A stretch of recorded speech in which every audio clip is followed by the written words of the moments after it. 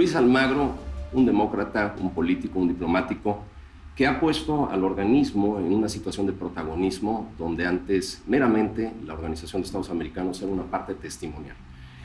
Tenemos la oportunidad de entrevistarlo para usted y el día de hoy le preguntamos en este arranque, en este inicio, ¿cuál es su ubicación y su perspectiva, sobre todo en esta cambiante OEA que ha sido protagonista, como lo dijimos en tiempos recientes, y cuál es la ubicación y la postura personal de un Luis Almagro? El tema es que prácticamente no tengo margen de postura personal. Lo que hacemos es cumplir con nuestro trabajo, asumir los principios de la organización, asumir los instrumentos jurídicos de la organización y implementar las acciones en función de los mecanismos que tenemos disponibles. O sea, todo nuestro trabajo se centra en tener una proximidad con principios y valores fundamentales, democracia y derechos humanos. Y lo que hace relevante esta organización, lo que ha hecho relevante esta organización, han sido sus principios y sus valores de la democracia y los derechos humanos, los mecanismos que tiene para defender la democracia y los derechos humanos, y cómo esos mecanismos, además, no son solamente declarativos, porque hay muchos grupos por ahí que pueden hacer acciones declarativas todo el tiempo. La Organización de Estados Americanos, el sistema interamericano, en su integralidad, con sus otros componentes, incluyendo el mismo TIAR, tienen un marcado perfil de acción, de tomar decisiones y de llevar esas decisiones a su ejecución.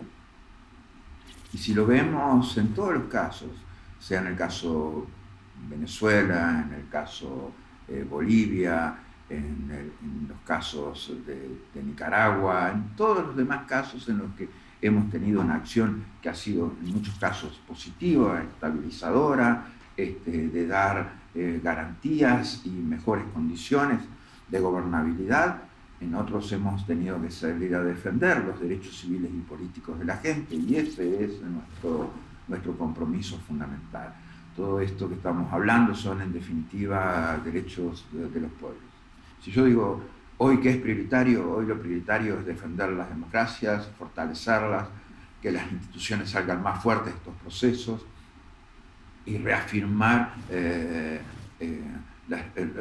la vigencia de la Constitución y del Estado de Derecho.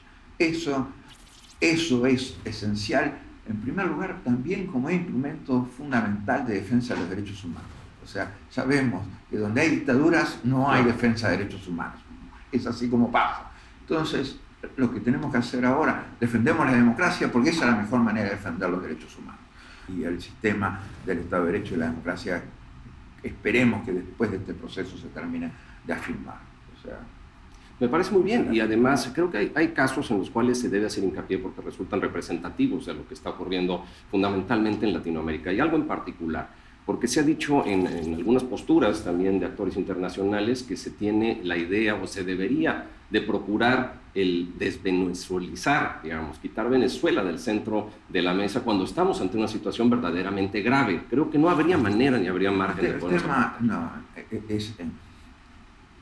Es imposible quitar la principal crisis humanitaria que ha habido en la historia del hemisferio del centro de la agenda. Es imposible quitar la peor crisis humanitaria y la peor crisis migratoria de la historia del hemisferio del centro de la agenda.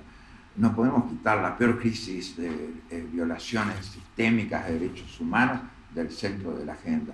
No podemos quitar la peor crisis institucional del hemisferio del centro de la agenda. O sea, si la OEA se va a mover lejos de los principales problemas del hemisferio, entonces la OEA va a estar en problemas. O sea, y si vemos en este proceso, lo que decíamos hoy, no hemos sido declarativos, hemos tomado acciones muy contundentes. Quisiera aterrizar un poco en lo que es el caso mexicano.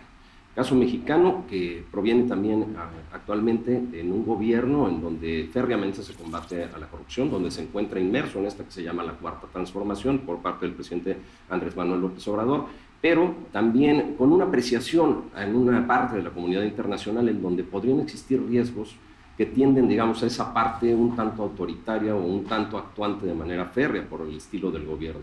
¿Cómo considera a México dentro de esta postura? Parecería que se encuentra moviéndose hacia un aislamiento dentro de la parte democrática internacional panamericana. Y esperamos esperamos líneas de coherencia siempre, esperamos líneas de coherencia. La promoción y defensa de los derechos humanos es un valor esencial en la Constitución mexicana. Fortalecimiento de las instituciones que sostienen la democracia. Y fortalecimiento de las instituciones es esencial. O sea, un país cuando se empiezan a erosionar las instituciones, como fue un proceso gradual el de Venezuela, ¿no? Un proceso en el cual, de los 1000 pasos, ¿no? Sí. De los 15, 16, 17, 18 años de chavismo, en el cual hubo un deterioro, erosión gradual de la institucionalidad, hasta que llegamos al punto en el cual las instituciones dejan de responder. Y uno ve hoy Venezuela, y las instituciones no tienen capacidad de responder en ningún sentido. Están las instituciones venezolanas condicionadas de seguridad del país, las 30.000 muertes violentas que hay por año, más las violaciones de derechos humanos, etc. No. Están las condiciones de las instituciones venezolanas de resolver los temas de alimentación de su gente, no. ¿Están las instituciones venezolanas en condiciones de resolver los temas de educación de su pueblo? No. ¿Están las instituciones venezolanas en condiciones de resolver los problemas de salud de su pueblo? No. Y podemos seguir así en cada uno de los rubros y cada uno de los derechos sociales, económicos, culturales, civiles, políticos del pueblo venezolano. Entonces,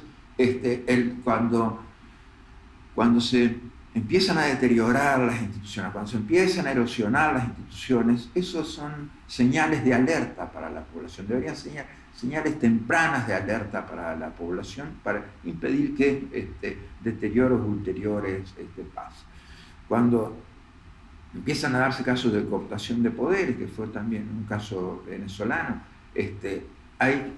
eso tiene que ser detenido tan pronto que se pueda, por el sistema político y por la propia institucionalidad. Porque resulta contrastante en algo, claro, y en algo que resultó muy polémico y que de alguna manera dividió fuertemente la opinión de los mexicanos, tuvo que ver con el asilo político que se le concedió a Evo Morales en recientes fechas, cuando el gobierno de la Cuarta Transformación ha sido aquel que ha tenido por frente como estandarte la lucha contra los fraudes electorales y provendría, en caso dado, un mandatario depuesto de una situación donde la propia OEA se ha pronunciado precisamente por la existencia de fraude electoral. Sí, usted tiene razón prácticamente en cada uno de los elementos que dice, pero vamos a ponerlos a todos juntos.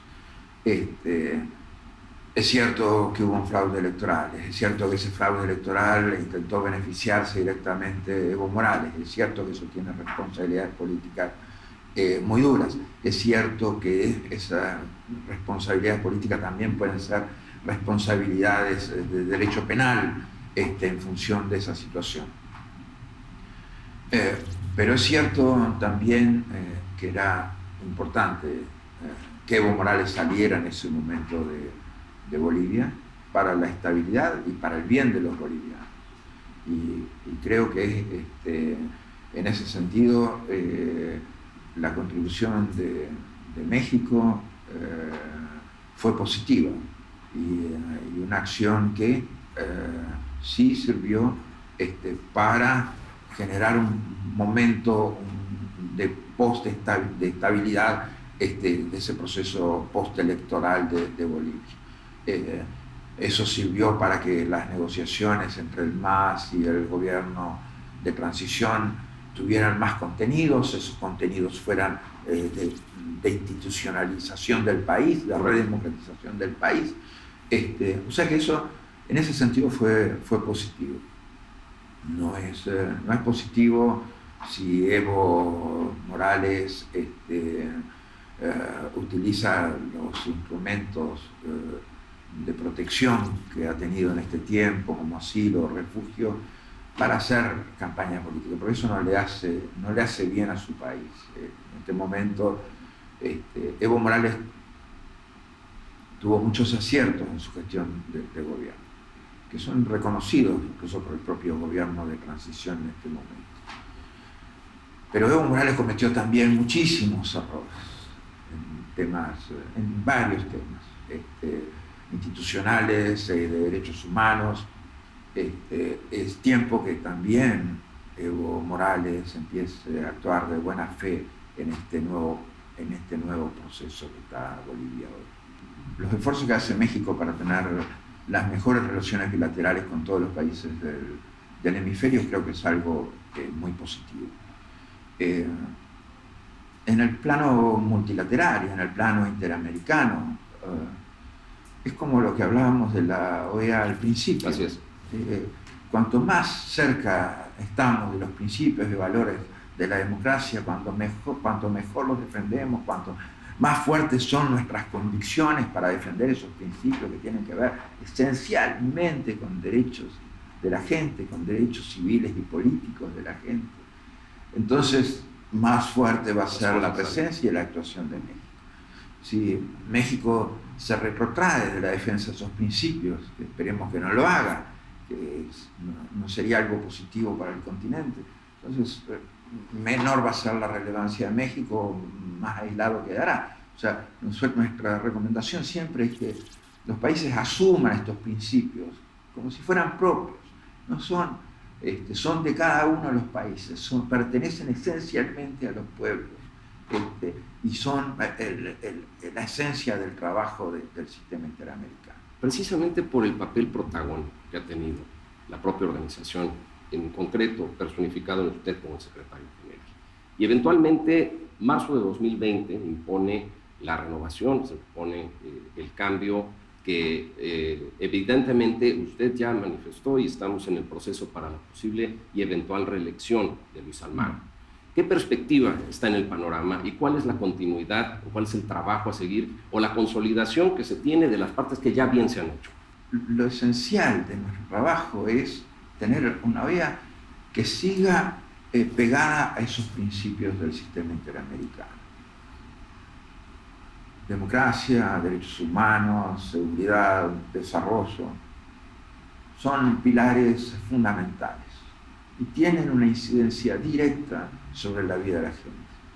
Cuando defendemos estos postulados, no estamos defendiendo entelequias abstractas, absolutamente. Estamos defendiendo cosas que hacen una gran diferencia en la vida de la gente. Por eso, lo que vamos a hacer es seguir asumiendo esos principios, seguir trabajándolos con los mecanismos que tiene el sistema interamericano y con la institucionalidad que tiene el sistema interamericano. No nos vamos a esconder de los problemas, no vamos a sacar temas del centro de la agenda. Todos los temas tienen su relevancia y tienen su posibilidad de estar en el centro de la agenda. Y los temas más graves tienen que estar todavía más en el centro de la agenda. Entonces, es asumir la agenda política. ¿Qué es lo que pasaba cuando dicen sacar los temas principales del centro de la agenda? La OEA ha tomado los temas principales en el centro de su agenda y eso ha transformado a la OEA en el propio centro de la agenda.